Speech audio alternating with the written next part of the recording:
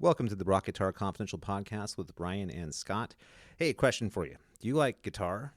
And do you like gear? And do you like grabbing things in bags? Well, then you are in the right place because today our topic is rock guitar grab bag. So let's rummage through the pockets to see what we can find in the guitar world today. Thank you for joining us.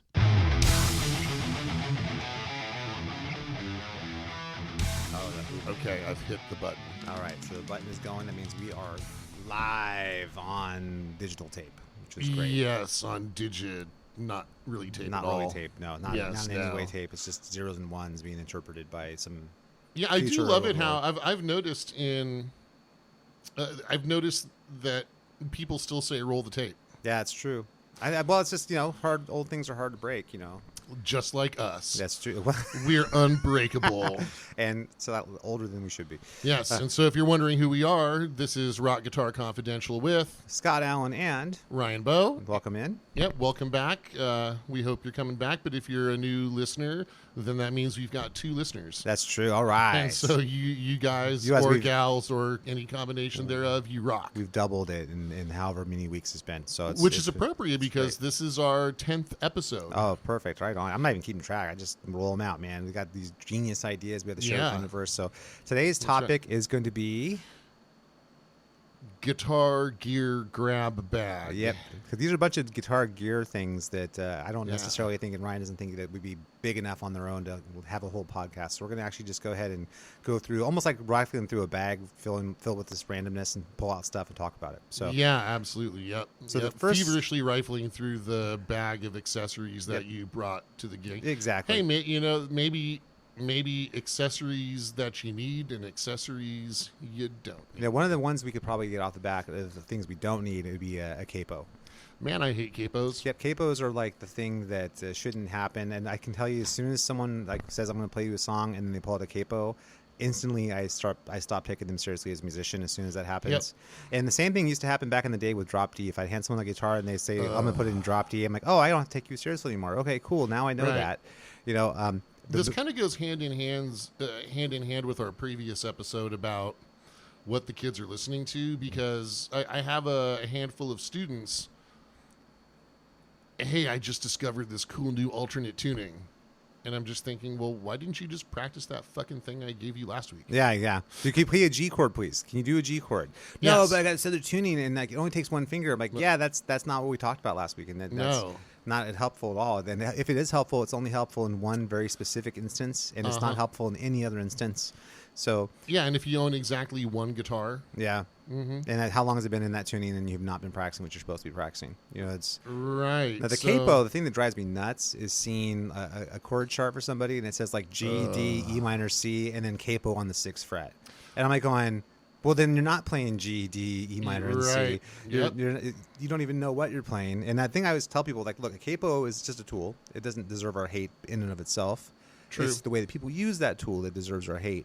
And It's a crutch. yes, and to me, it's a way of not learning how to play. So, and I think, okay, here's the problem with the capo. If you practice everything with a capo, let's say you show up to the gig and you don't have your capo, well, now you can't play because you don't know what you're doing. You just have a capo that you think you're playing a G and a D and an E minor and a C, but you're really not, and you don't know what that means, and you can't adjust. Right. It's essentially a crutch that you need to play, and that's There are a gross. very few instances. If you're a singer-songwriter guy and you want to play A, but with a 1-3-5 voicing, like an open G chord, and you're arpeggiating it while you're singing. I mean, I'm reaching for a situation. Yeah, I think that's the thing. Like, you should know how to play without a capo, and then choose to use a capo because there's a voicing you want. Yeah. That's why you do it, not because you don't want to learn chords. You know Yep. what I mean? Or you stop at 6 chords. That's all the chords I need, and I just move my capo up and down the neck. It's like the worst thing. It's the most annoying thing I've ever seen. Yeah. And I always tell people, get that capo out of here. We're not going to need it for a very, very, very long time. We're going to come back and talk about that in some very specific instances, but you're going to eventually learn to hate the capo as I do. Oh man, they should. I'm surprised that one of the large instrument manufacturers hasn't come out. I guess maybe Fender would be the one to do it. Maybe Fender could partner with Boss and create the Edge starter pack. It comes with a capo and a delay pedal. It's funny. Like a lot of the Roland pickup ones, you can actually change the tunings, virtually. On like, I'm talking about, like Right, the Antares stuff. yeah, like exactly. there was that PV guitar with the Antares. I just think, is it that hard to learn how to play guitar? Is it really that hard? Can you just learn how to play guitar? Do you need to have all this technology to make it so you don't have to learn how to play guitar? And furthermore, using something like the Antares, that just feels...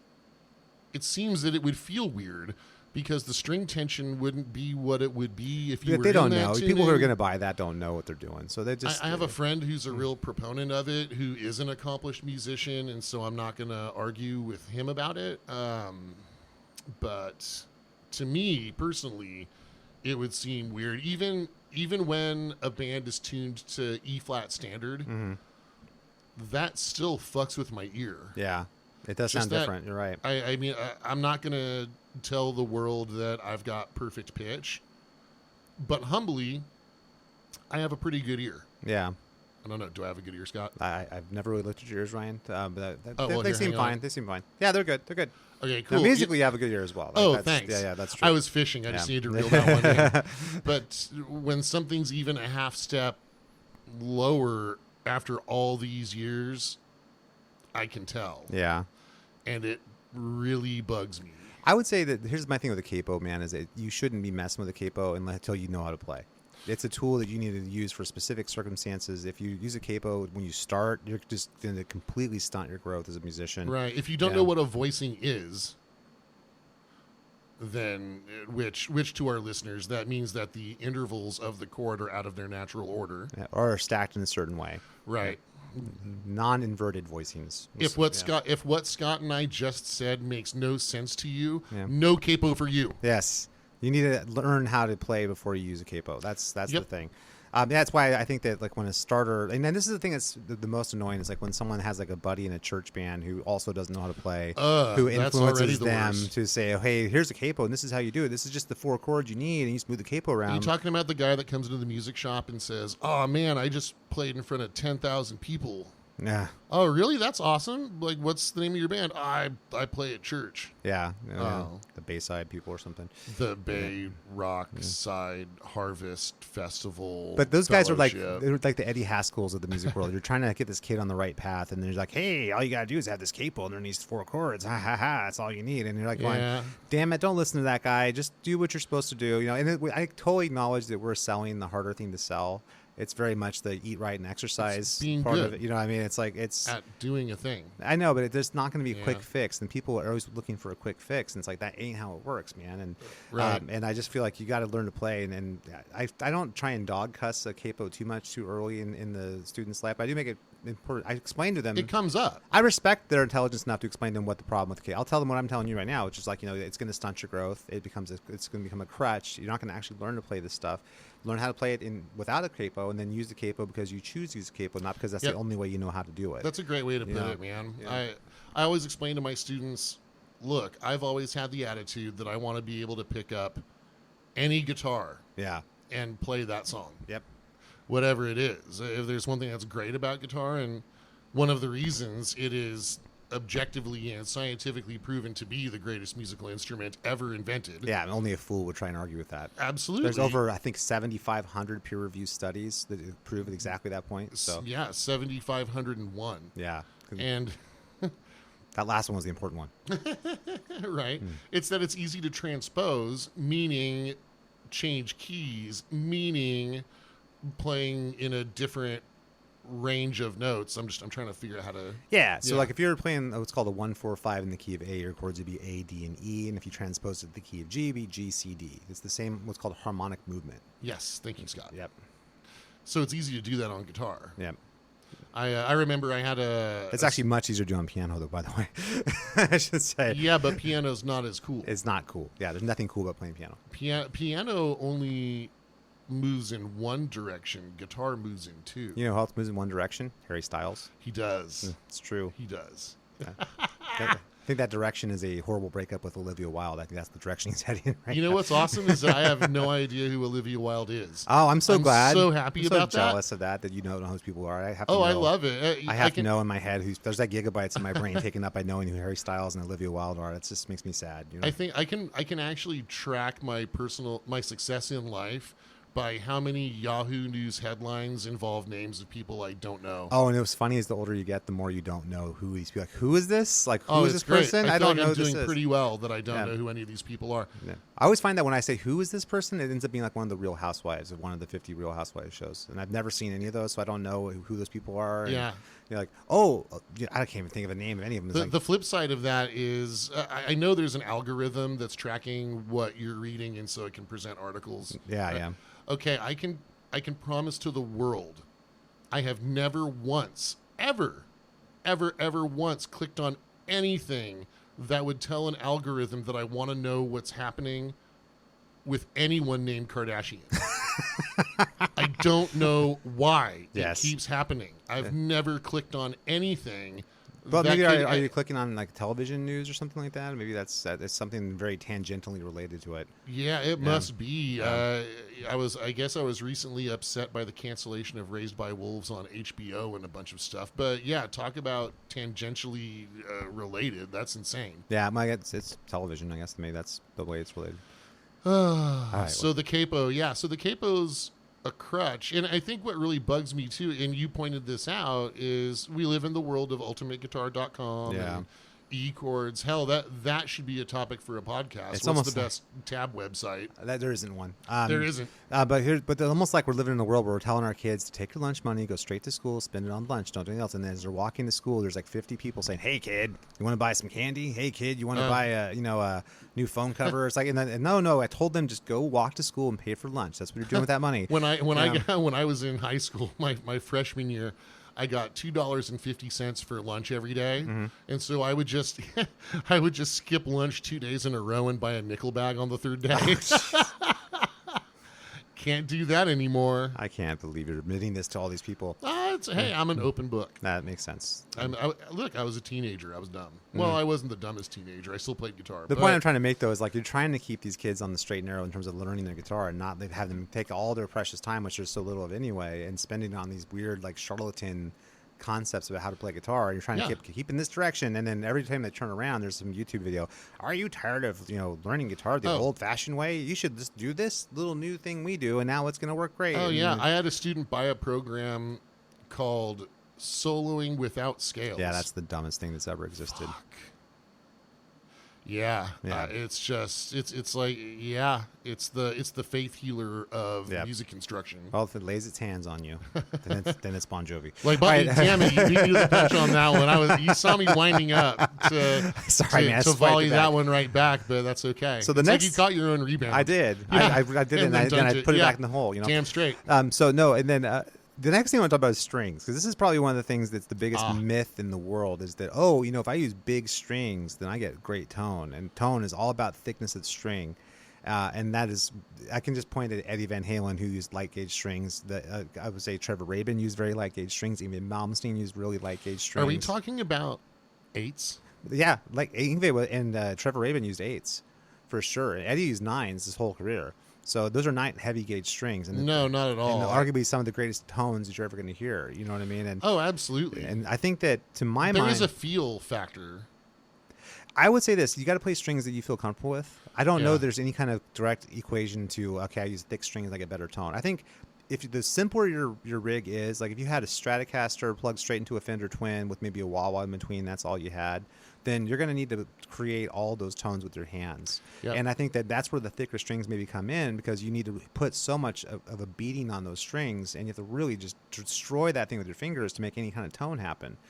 Whereas if you're playing through a rig that's got maybe more of a realized sound through a bigger sounding amp and with hotter pickups, you don't necessarily need pickups are a big to deal. have that whole thing. You need touch sensitivity, and you need to be able to be very filled with finesse in your approach, rather rather than just beating on it like a branded mule, that kind of thing. And I think that's where people get mixed up a little bit. Like, well, Stevie Ray Vaughan used 13s or 14s, or he just pulled telephone lines down and used those for strings. And it's like, well, yeah, but he had a certain sound, and he if you're used elevator cables. yeah, exactly, that he bit with his own teeth off and then put it back. Mythological creatures. Yeah, actually, he took apart his own barbed wire fence back on the farm. That was part of his tattoo. That wasn't really Right. a tattoo. It was actually just in case he needed barbed wire. It was Yeah. always on him. He used to bleed after every Yeah, gig. They had exactly. a medic. Yeah, yeah. Yeah. But I mean, that to me is a bunch of nonsense. And I always think that how you feel as far as comfortableness, how your fingers interface with the guitar is the most important thing about string gauge, not about the thickness of the string gauge. Yeah, I definitely think more. I've been using 9s for decades now. Yep, me too. And it's I remember experimenting with 10s, and I've got friends who play 8s. It's very much a feel thing. They just came out a few years ago. Diodario did with what they call a balanced tension set, where I'm not familiar with that. What is that? yeah. So your typical, the diameter of your string. Say if it's a 9-gauge set, then your high E string is 0.009 millimeters in diameter. Yep. All the way up to your low E string would be 0.042. Yep. And the various gauges in between. Well, there's still going to be. We all know the B string and the G string are the two strings that always go out of tune, and intonation, feel, and tension. I guess Diodario, they just chose slightly different tensions so that every string feels more even. So if So it might be like a anyone's- 0.017 on the G string or something like that. Yeah. So for those guitar players out there, which I hope is everybody listening to this podcast. Well, not everybody. By the way, if you're but- not a guitar player, you're still welcome to listen to this podcast. yeah, totally, Yeah. totally. We will get into the technical weeds once in a while. Yes, and Yeah. so here we are. Yeah. So if you've ever felt that it's easier to bend your B string than it is your high E string, or just that kind of feel with the tension, I guess they've chosen gauges that make every string feel more the same. My experience was it felt lighter on the bass side. Was it a hybrid set? Did you find, or I mean, do you remember? I guess you probably wouldn't know what the actual diameters were, but 'cause Yeah. I've seen some Ernie Ball hybrid sets where they'll have like a light top, heavy bottom kind of thing. Yeah, this is different than that.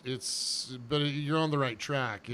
I just remember I just didn't like the feel, and Yeah. maybe that's just because I've grown so accustomed to the 9 through 42 set and the traditional gauges. I've 9, learned. 11, 16, 24, 32, and 42. That's what it should Damn, be. that's good. I can't Yeah. even do that. Yep, exactly. And then Nice. for 52 on a 7 string. Yep. Okay. So that's I'm with you. I've experimented around too. If I have a guitar, like I have one guitar, I usually keep a half step down, and I'll put 10s on that one because I want to have a little bit more tension Sure. because the tuning has got less tension. Most of the time, almost all my guitars have 9 through 42 or 9 through 52 if I'm playing a 7. Yep. And then when I play acoustic strings, I'll play Phosphor Bronze, and I'll go with like the extra light set because I want it to still play really well. I don't want thickness on that either, as I play leads on acoustic. So I want it to not necessarily feel exactly like an electric guitar, but I want it to have something in common to an electric guitar. It doesn't feel like I'm going from Mars to Venus, going from this Yeah. to that. I want it to seem like it's still in the same ballpark. I really love the Phosphor Bronze strings, and that brings up another debate with acoustic strings. Is, yeah. do you want to go for the elixirs or the coated strings, Ooh, or I should have you go with opinions. Phosphor Bronze? So for me, the answer comes down to how much do you hate changing your strings, and how much do you care about what you sound like. Yep. That because basically comes down to me, I think the Phosphor Bronze non-coated sound better. They definitely won't stay fresh as long as the coated strings, but the coated strings, even at their best, don't sound as good as the Phosphor Bronze at their best. So did I steal your thunder on that? I'm sorry. No, you're not. But Hey. I have an opinion on the topic. Go for it. You know what sounds better than phosphorus bronze? What? Bronze. yeah. It's hard to come across. I mean, almost everything I come across is Just bright bronze. Yeah. Untreated. Now, they aren't going to last as long, but who cares? You put them on, you do what you got to do with them. Change your strings often, folks. even coated strings. You need to change more often than you think. Yeah, coated strings I really feel like are such a scam. It is a scam. Yeah. It's like, what if I invented a drumstick that it's splintered longer without actually breaking? breaking. Yeah. Yeah, enjoy that splintery drumstick. Yeah. They're the worst, and I think Yeah. even at their best, they don't sound as. There's something off about the sound of coated strings. There's like a dullness to them. Yeah, even, dead out of the package. Yeah, exactly. Which I don't find you have that with the strings that aren't coated, and it's not that hard to change your strings. No, it's not. Just learn how to change your strings, folks. Just get in the habit of doing it. You're gonna enjoy it because it's like a new guitar now. You put the new strings on, you play. It's like, man, this thing plays great now. Listen, that sounds amazing. Oh, and the dynamics, absolutely. You'll get more out of those strings. Will react to the way that you play. The life is amazing in a brand new set. People are shocked. I mean, yes, the tuning stability is a little wonky the first day or so. You stretch them when you change them. Yeah, but then even then, they're still going to have a slight breaking in period, even if you stretch them pretty well. But it's not going to be long, and you'll have a guitar that's, especially if you use a locking system on an electric guitar, you can have a guitar that stays in tune pretty much perfectly for months. Right. So it's going to be great. Or if you're playing a Les Paul, then you should be totally set. Yeah, well, you should rethink about the whole playing Les Paul thing, and then once you get yourself a proper guitar like a Super Strat, then you can come back and realize what the errors of your ways. And there we go. Go from there. You know what you got to do with the Les Paul? It's really easy. You got to put a neck on that's a 25.5 scale, and then put a Floyd Rose on it. Cut the top little part out, move the pickup selector so it's on the bottom, and then then you might be going somewhere with that. You know what I mean? Man! So have any of your students come into lessons playing Gretsch guitars? Never. Gretsch solid bodies? No. Solid. Sometimes I'll have one person who thinks for some reason his Gretsch semi-hollow is like the coolest thing ever, and I go, it's a guitar, very cool. You got a Bigsby on that thing, huh? Bet it doesn't work very well. So I have a couple of students who ended up with Gretsch solid bodies. How did that happen? Was it like a lost bet or something? Man, I don't know. They lost at the craps table, and they said, "Okay, we won't murder your family if you guys just play this Gretsch guitar." Yeah, they didn't come from our shop either. Oh, okay. Which I don't know. But okay, my biggest I thought that my gripes about Gretsch were Bigsby tremolos and the pickups are pretty bad too. The filter Tronaballs or whatever you call them. Yeah, they're not rad. But the volume knob is on the lower horn. Yeah, that's really dumb. I can't fit in any dimension. I can't understand why you would want your volume knob as far away from your picking hand as possible. Because they don't do swells. That's just like a go button. They just turn it up, and then that's all they do. And they're playing them with probably a cleaner sound, so they don't have to worry about controlling the volume.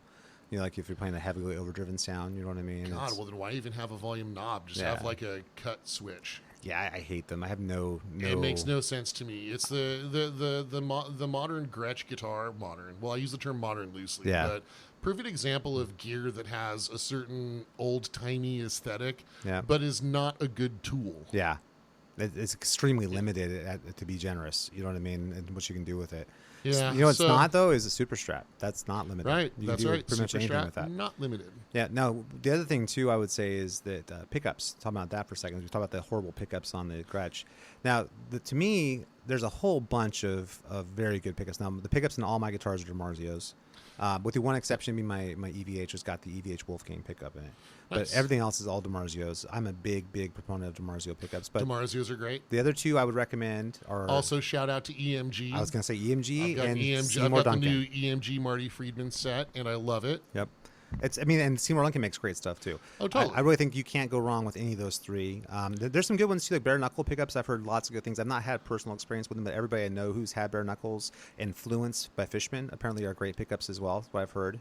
So whatever. I've said any kind of personal experience. Sorry, I have a really close friend who works for EMG, so I'm just over here wincing. Is that okay? So you're saying that there's like I have some personal loyalty. Okay, no, I think EMG makes great stuff. There's classic 85, 81, SA1s. Those are classic pickups. Their new passive stuff is awesome too. That's cool. And the same thing, DiMarzio and Seymour Duncan have gotten a little bit into the active world too, which is kind of interesting too. Yes. Now, I personally, my own preference when it comes to pickups is I'm a passive pickup guy all the way. Yeah, me too. And I just feel like that the active pickups, while they're great, and I played some good ones, they really, to me, they're a little flatter, meaning that there's not as much dynamic attack and range in what the pickup can do. It's kind of it's a full tilt or nothing kind of thing with the active pickups, whereas the passive pickups, they kind of react more to what you put out. So if you attack harder, they push harder. If you pull back, they pull back. Mm-hmm. It's more organic, it feels. I mean, do you find that too? Well, I know for years the issue with active pickups was there was no taper on the volume.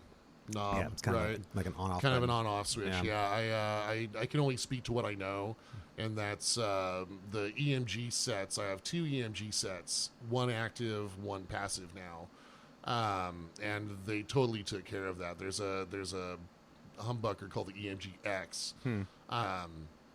That the volume taper's killer. Oh, that's good. That's cool that they've kind of Yes. thought about that. You know, But my favorite active EMG pickup so far is the Steve Lukather single coil. you know what's funny? I was just going to say, Steve, that's amazing. We're on the same wavelength. It's one of the best tones I've ever heard is Steve Lukather's tone from back in the day. Oh, like yeah. like the instructional video tone, whatever it was, like the 86 or whatever it was, 85.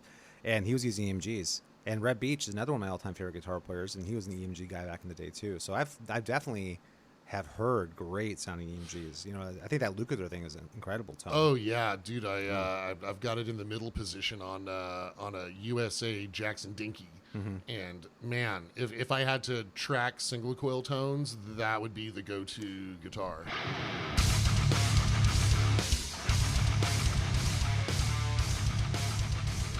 Thanks for listening to Rock Guitar Confidential with Scott and Ryan. Please make sure to like, rate, 10 stars, and subscribe. Now back to the show.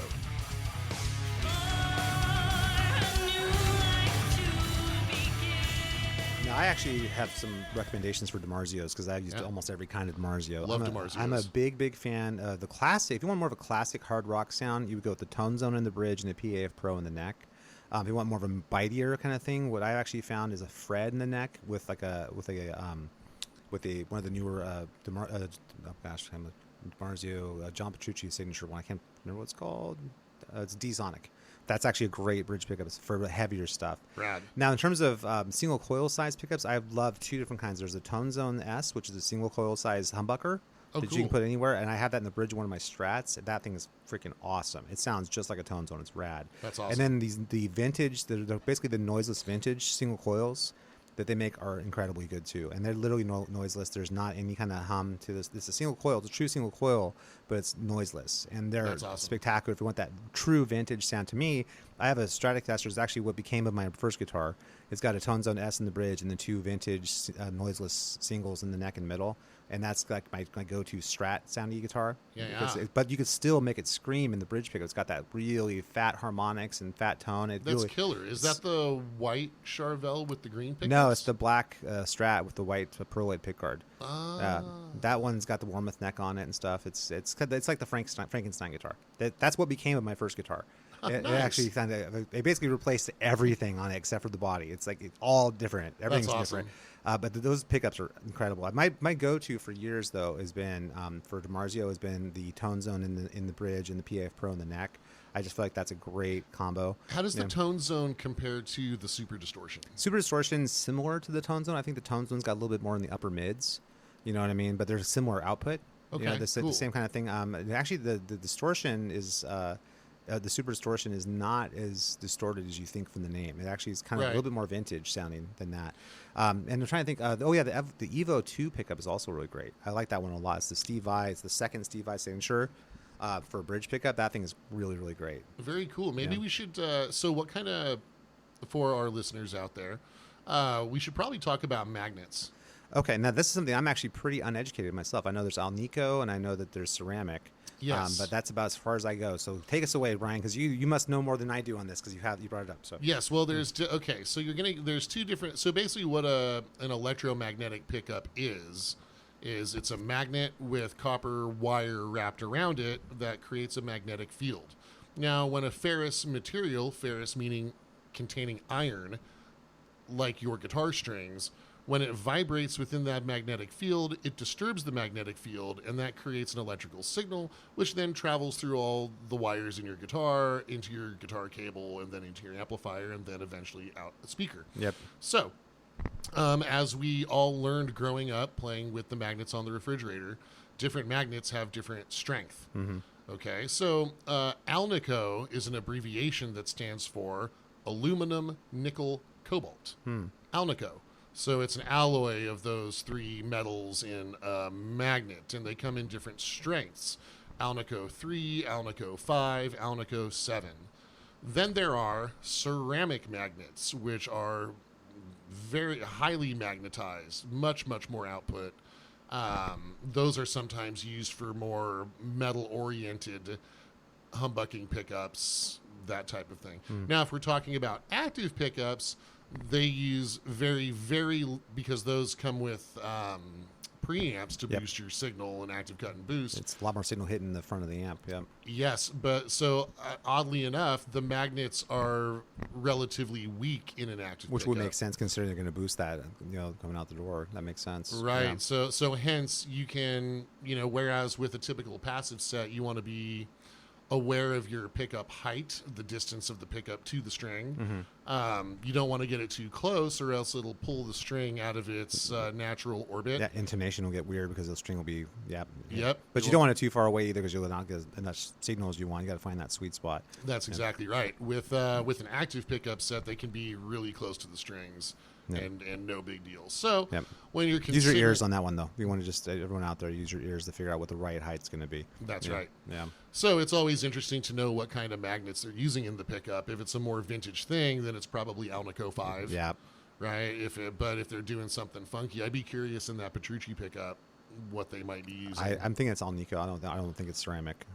So yeah, I'm pretty sure. I've always kind of looked at it and said, meh, whatever. I don't care. Well, a lot of players are like that. It's like because I think Eddie's pickup is an old Alnico 2 pickup or something like that. Some kind of weird like old vintage thing, and then obviously everybody in the world's tried to copy that for a million years now. But yeah, I don't know. I think that when it comes to that kind of thing, I think that you need pickups that are right for the kind of music you're playing. If you're playing like a funk gig or an R&B gig, you probably don't want big, beefy, humbucking pickups. Right.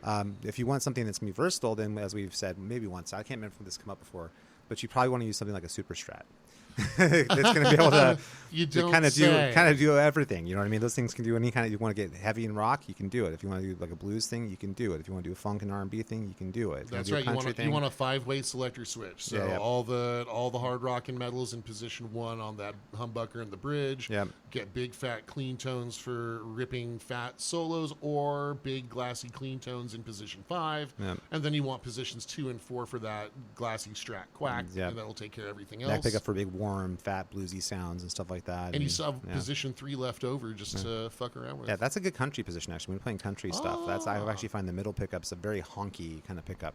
So to speak. It's a honky-tonky. Literally honky-tonky. Yes.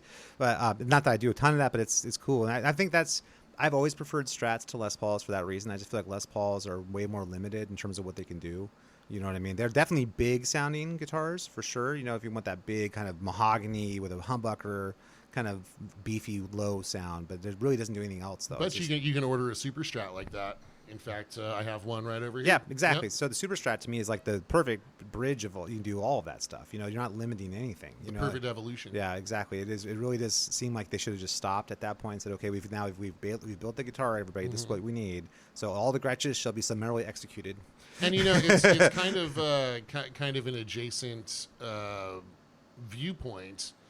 I have a couple of guitars. I've got a Charvel and I have an ESP M2 that have 3-way pickup selectors. Yeah, different pickup setups. Right, the Charvel's got, I think it's a 1/4 pounder single coil in the neck, and it's some Seymour Duncan humbucker in the bridge. Probably a JB if I just assume it's a JB. Yeah. For years, I was JB in the bridge, and then like a PAF in the neck, which is classic. Totally classic, with coil taps. That's the thing. If you have a 3-way selector, definitely coil taps or at least out of phase becomes an issue. You want to have some kind of option of doing that because otherwise you're going to be really limited. Yeah. So those 2 guitars, I don't play that often. The ESP M2, it's I bought it because I had to check it off on my Super Strat bucket list. I had to have a Japanese-made ESP, not an LTD. That doesn't count. It's just a Japanese-made ESP to go with the Ibanez, the Jacksons, all that stuff. Kramer's too. You have one of those? Yes, I do. I have a USA Kramer. Yep, Kramer Beretta. That's right. That's where it is, man. Absolutely, man. And you know what? I don't play those guitars as often because it's either one pickup or it's a 3-way switch. Yeah. I use those all those other positions all too often, Yeah. I end up gravitating towards my 5-way selector guitars. It's just more versatile. Yep. That being said, I will say my EVH, which is a single pickup guitar, actually a lot more versatile than you would think. Like the volume knob is a really big tool on that thing. Oh, nice. And I think they designed that Wolfgang pickup for that reason. Is because if you turn the volume down, it really becomes a totally different animal at every position of your volume selector. That's cool. It's really weird. If you go down towards the bottom end, it gets this like warm kind of softness to it, and then it gets a little more mids when you get to the middle part, and you turn up, it's just all this treble comes in. It's a weird thing, and I think that pickup is designed to recognize you need to get a variety of tones out of one pickup. And that's where the volume control kind of comes in. That was something really interesting. I think that's unique. My DiMarzios don't do that. Each DiMarzio kind of has one job that it does. And it does, it's good at all of the different places on the volume selector, but it's like you don't get a drastically different sound, like where it's a totally different, now it sounds like a neck pickup somehow. I don't know how that happened. It's like, it doesn't do that. But that's actually kind of a cool thing about those EVH pickups, I would say. And that makes sense considering Eddie played most of his career with a single pickup guitar. Right, but with a lot of variance and dynamics with the volume, working the volume. Learning how to use volume control in his hands and made it happen, you know what I mean? It's just like Randy Rhoads. Yeah, it's true. Randy's, you can't say anything bad about Randy's. Tones were great. His ability to get those kind of tones with the gear he was using at the time. I mean, it's classic stuff, you know what I mean? And everyone obviously famously doubles it on the albums, and it's just sounding great. So I don't have a bad word to say about Randy. I think Randy's great. Or Eddie. They're the two man on the Mount Rushmore. Yep, it's true. Maybe Hendrix. Maybe he can kind of work his way in there somewhere. Yeah, Hendrix. Yeah, I think. Yngwie definitely. Yep. Absolutely, man. Yep, for sure. So let's see here. How about cables versus wireless systems? No, I don't have really any experience with using wireless, other than I met once in a while. I think once or twice I had, just as a curiosity, I just checked out someone else's wireless system. I've always been cable kind of guy. Yeah, me too. I've been worried about the RF. I've always worried about like the. I mean, we all saw This Is Spinal Tap, so we that's know a real thing, what the too. risks are, right? Yeah, when you're playing at the airport lounge, especially if you like a VHF with like the less expensive wireless units that are on the VHF signal, which is more of a crowded band compared to like a UHF. Even then, you're still playing with fire, and it's tough. And I don't think there's, especially the newer ones, that there's as much signal degradation as people say. It's all digital now. Yeah, so it's not like the tone goes away. I think early ones maybe it was like that the cable the cable was better, like to a huge degree. But I feel like it really depends on I don't see a whole lot of people doing big moves on the stage anymore, so that would necessitate a wireless unit. Back in the day, that makes me sad. You had to run across the catwalk and then go up on the other side and run the other side of the stage, and that you had to have a wireless hydraulic lift. You had to have a wireless system. But considering that I'm playing mostly clubs, I don't have a whole lot of room to even move around if I wanted to. So having a wireless system to add to my system really just seems kind of like overkill. You know what I mean? It's like, okay, why do I need? If I was playing an arena, that'd be a different story. You would definitely not want to.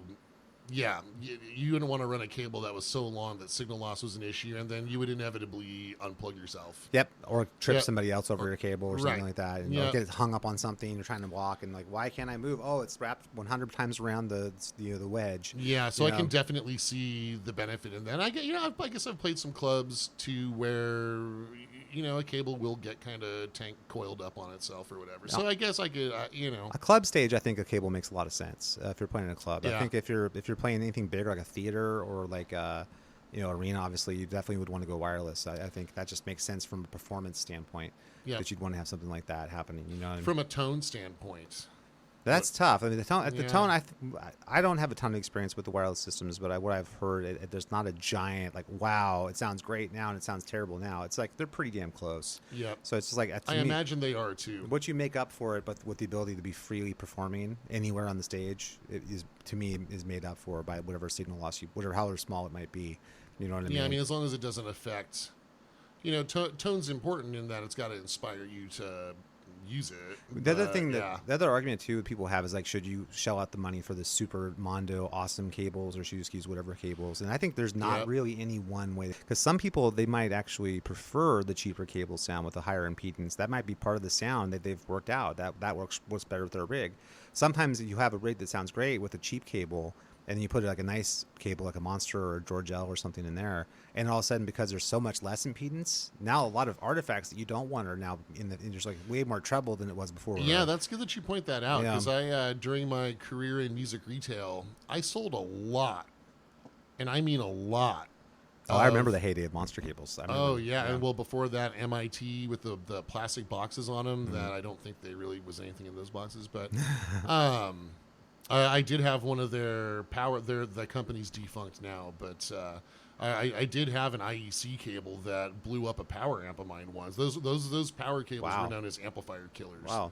What a great marketing toy. Right? Hey, are you tired of your amplifier working? Well, we've got a solution for you. We've got a solution, yeah. Considering an acoustic career, well, we'll put that final nail in the coffin. Do you have a vintage amplifier you'd like to make completely unusable?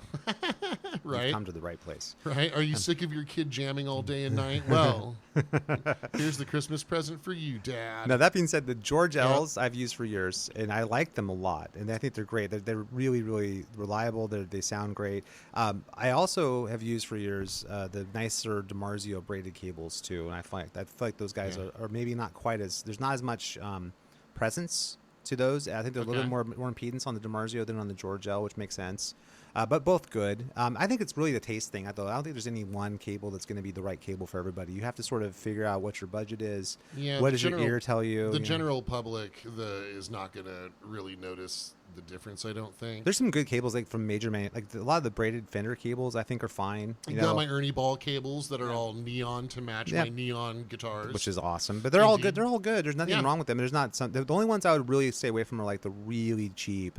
Like, the molded, the cable that comes for free with your $200 guitar. Or even the step up from their ones are also still pretty terrible. So you want to get a little bit higher end than that. Yeah, something with the ends reinforced. Yeah, but other than that, you get into a decent cable, you're going to be pretty happy with what you get, I think, for the most part. Yeah, I will say that I have when I was selling the $100 18-foot cable, that cable came with a lifetime warranty. Mm-hmm. You could literally go out into the parking lot, cut it in half with wire cutters, and come back in the store and get a new one. Sounds like somebody tried this out. Well, or I just made that up. I sold a lot of $100 cables, let me tell you. Dude, I walked out in the parking lot and a bunch of ninjas came and attacked me. They cut all my cables in half with their swords and then ran away. Motorcycle ninjas.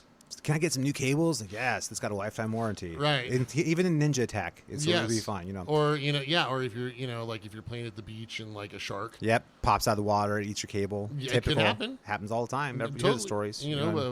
Any kind of shark, a mud shark. Yeah, it could be. I heard that. It's everyone's heard about Led Zeppelin and the mud shark. I've not heard about Led Zeppelin and the mud shark. Yeah.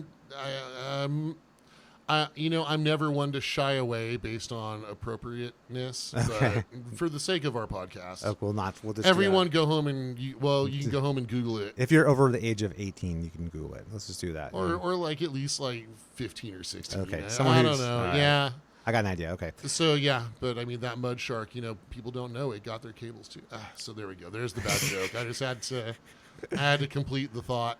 And then the other thing with gear-wise I want to touch on is picks, and this is something that everybody uses picks for the most part if they're a flat picking player. Now, one weird thing I've noticed happening lately, and I'm not sure where this is coming from, is I've had a real rash of students who, just for whatever reason, want to just use their fingers and just use their thumb to brush the strings and fight me when I say you should use a pick. I don't know where that's coming from because in all the years I've been teaching, I started teaching guitar full time in 1997, and I remember thinking like.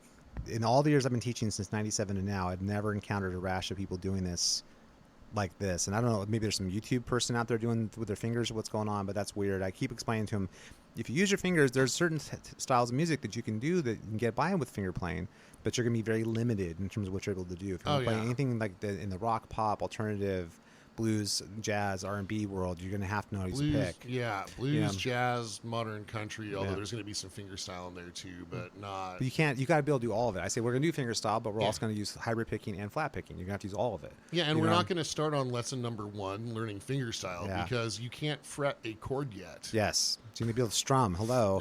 And then that comes down to what kind of pick should you use. Now, this is where things get very subjective, in my opinion, because it's such a taste and touch thing and what feels good to your hand and what your ear wants to hear. Although although this last year I do have a Plectrum Arch Nemesis.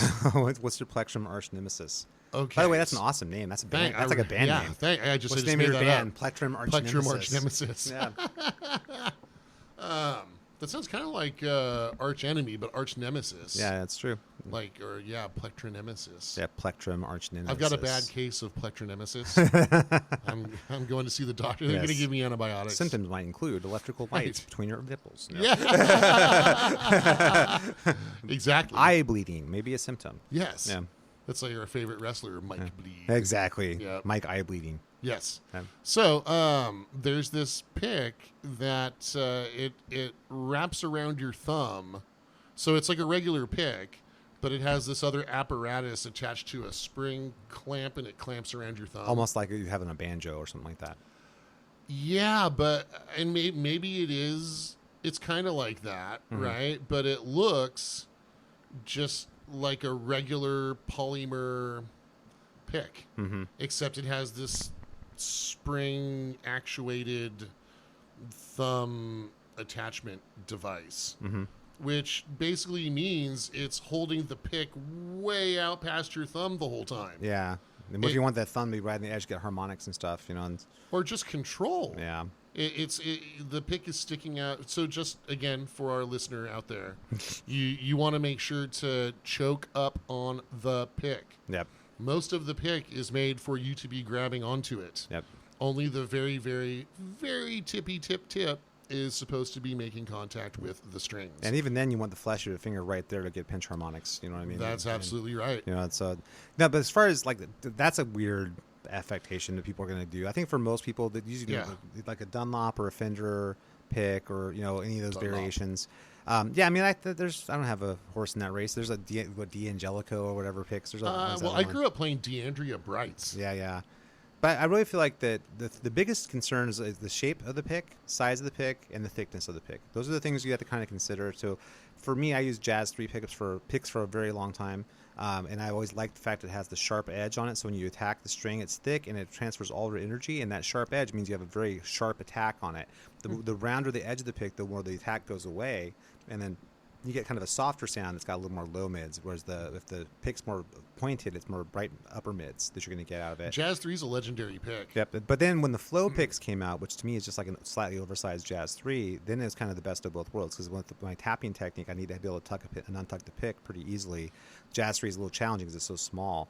Having a little bit more pick to hold on to is really great with that same size. And I kind of went through an evolution when I was in music school. I played 2mm Gator Grip Dunlop picks, which were very, very thick. And also that's kind of a rough pick. That's not a smooth pick. No. The Gator Grips had like some talc on I them or like that something. actually. But then I always go between like a 1.5mm and 2mm. I was using really thick picks. And then now I've really backed it off. I'm under 1.5. I'm like 1.2-ish, 1.8, 1.18, I'm sorry. Like something like that. It's about the thickness I'm using. I want it plenty thick so there's no give. So when you attack the string, it transfers all the energy of your picking motion to the string. Right, it pushes the string, not the other way around. Yeah, and it's got a sharp point to it, so I still get that attack that I want when I'm hitting the strings. And it actually, for sweep picking technique, it actually works really well too. Yep. But, I mean, how about you though? What kind of... So I'm using these purple Dunlop 1.14mm picks. Yeah, so we're using about the same thickness picks. Yeah, that seems to be the sweet spot in terms of thickness. The one thing I like about these, so this is it's a polished, smooth pick, so it doesn't have any cat's tongue texture on it or talc powder or anything. Yep. Since it's smooth, then I don't get any pick chup that I don't want. But the other thing I like about these is so anyone who's using a flat pick, the string is a harder material than the pick is, so your pick is eventually going to get shaved down over time. Yep. These picks never get notches in them like a Fender would, especially if you do a pick scrape anywhere. Yeah, those Fenders can get pretty cheddar cheesy after a while. Yeah, Totally, man. Yeah, that's a perfect way to put it. Yeah, they get the cheddar cheese thing going on. I've never actually broken one of these picks. They're durable and they just turn into cute purple dust that I then use and for those of you that are trying to clean the pick dust off of your guitars, just get a paintbrush that you don't care about anymore, and that'll do the trick. There's a pro tip. Actually, another pro tip is get a microfiber cloth.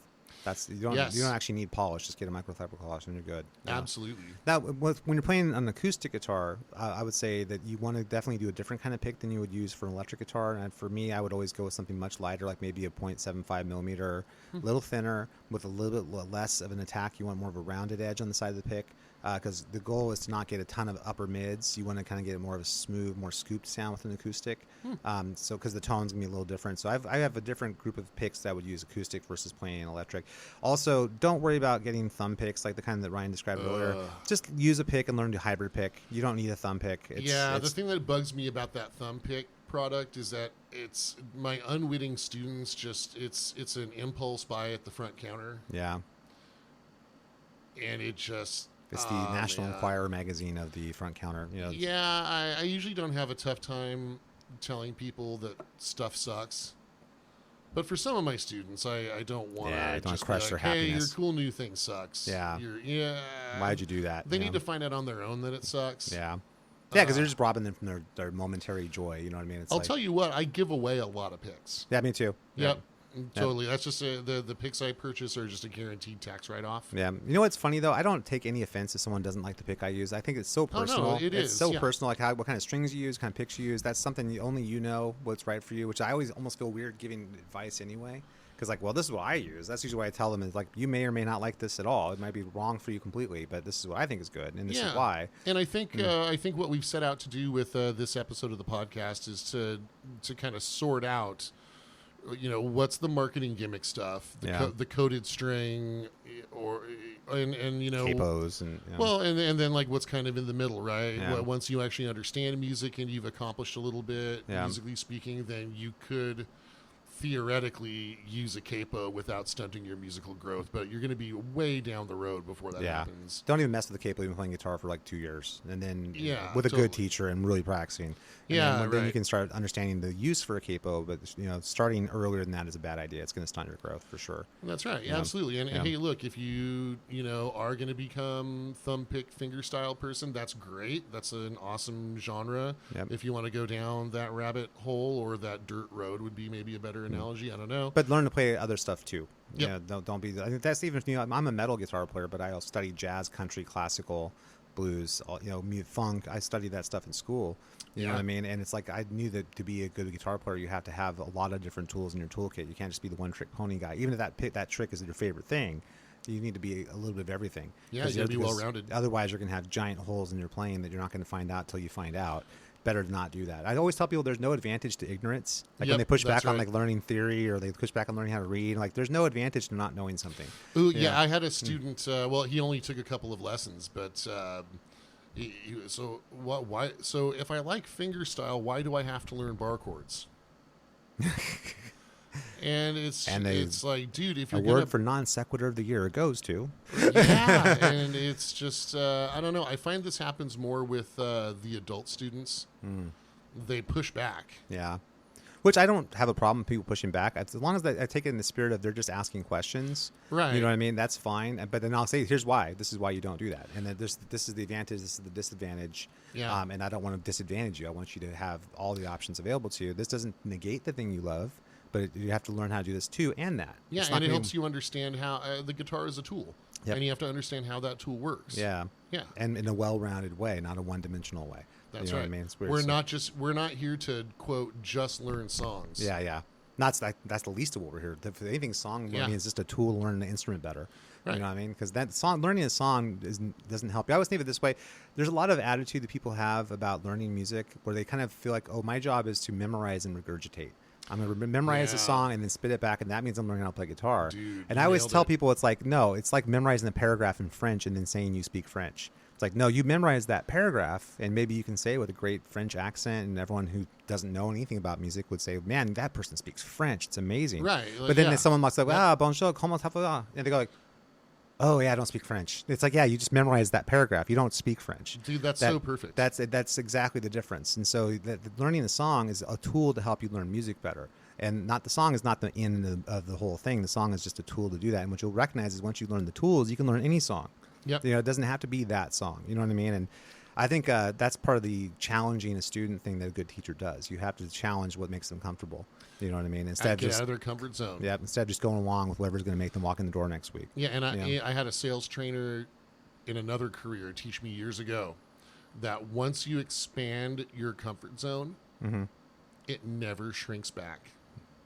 It's true. It's Yep. true. Absolutely, man. So that's a good place to end on that hopeful I think note. so. That's right. We brought it all the way back to hopeful and positive. Exactly. So thanks for That's tuning our brand. in. Everyone knows it. That's So, right. So again, you'll find us on the socials shortly. soon. Yep. Look for the X Aegis website soon as well. Yep, and the X Aegis album is dropping this Yeah, fall. This fall. Yep. You got Yep. it. All right, guys. Thanks so much for listening. So thanks so much. Peace.